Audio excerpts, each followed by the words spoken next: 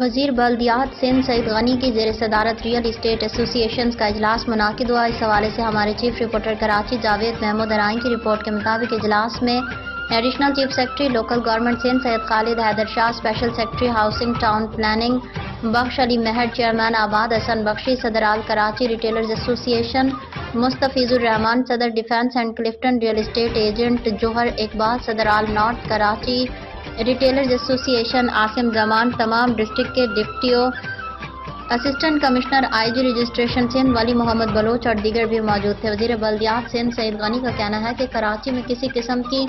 غیر قانونی عمارت کی تعمیر کو برداشت نہیں کیا جائے گا۔ تمام ڈپٹی کمشنر کی سربراہی میں کمیٹی بنی ہوئی ہے،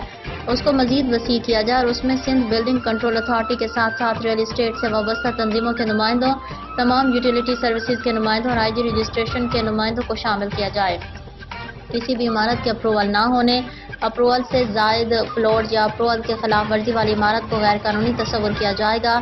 وزیر بلدیات سندھ سعید غنی کا کہنا ہے کہ ریئل اسٹیٹ سے وابستہ لوگوں کی رجسٹریشن اور ان کو لائسنس کے اجراء کے لیے قانون سازی کی جائے گی۔ بغیر نقشے کی منظوری یا پلان کے جو بھی عمارت شہر میں بنتی ہے اس کو غیر قانونی تصور کیا جائے اور فوری طور پر اس کو منہدم کیا جائے۔ زائد فلورز والی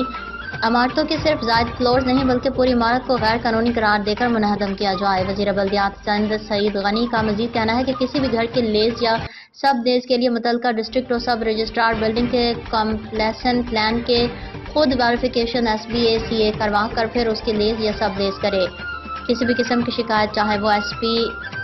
SBCA میں ہو یا DC آفس میں، وہ شکایت کنندہ اس شکایت کو واپس نہیں لے سکے گا اور شکایت کو انفارمیشن تصور کر کے اس کے خلاف فوری کارروائی عمل میں لائی جائے گی۔ اس موقع پر صدر آل نارتھ کراچی ریٹیلرز ایسوسی ایشن عاصم زمان کا کہنا ہے کہ DA، LDA اور MDA اپنی رہائشی اسکیموں کو شروع کرے تاکہ غریبوں اور متوسط طبقے کو سستی اور آسان اقساط پر رہائش میسر آ سکے۔